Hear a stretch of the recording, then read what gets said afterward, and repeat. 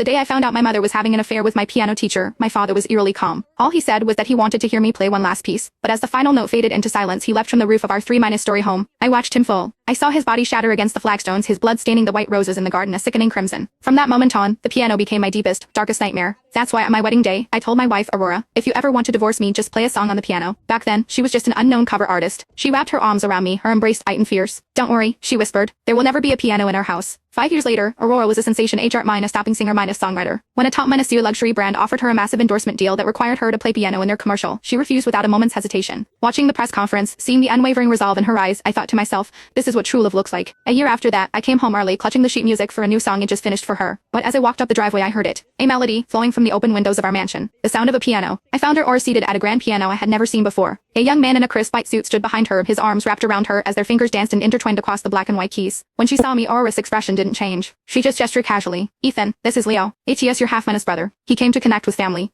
I stared at her, and a slow, cold smile spread across my face. My father only had one son. In that instant I knew. Our marriage was over. I sat before my father's grave for 3 hours, the silence broken only by the wind whispering through the cypress trees. The sky was a heavy, oppressive gray, a cruel echo of the day he left me. In my head, a phantom concerto played on a loop. The piano. It used to be my world. 10 years ago today my mother ran off with my piano teacher. And my father, my quiet, gentle father, ended his life to the soundtrack of my playing. After that, the piano became a ghost that haunted my every waking moment. A nightmare I could never escape. I've always believed I was the one who killed him. If I had never learned to play, if I hadn't touched the keys that day, maybe he would still be here. And now 10 years later, my own wife had invited the son of that monster into my home, sat him down at a piano, and let him tear open my oldest, deepest wound. The most bitter irony, the piece they were playing was a melody I recognized, a variation of the breakout hit I wrote for Aurora, the song that launched her into stardom. The ladder I had painstakingly built for her, plank by painful plank, had just become the blade she plunged into my back. Finally, I stood up to leave, my joints stiff and cold. As I walked away from my father's final resting place, my phone rang. It was Aurora. It's late. Why aren't you home? She asked, her tone flat. I said nothing. The all-made the Ethan of yesterday would have been bursting with excitement. I would have told her the new song was my best work yet, that it would solidify her legacy, take her to heights she'd only dreamed of. But now the words felt like ash in my mouth. Silence stretched between us. When I didn't answer, her voice sharpened, climbing a few degrees. Did you hear me? I'm talking to you. I'm at the cemetery, I said, my voice hollow. A pause on her end. Then with a sigh of impatience she said, you're not seriously upset about me playing the piano with Leo, are you?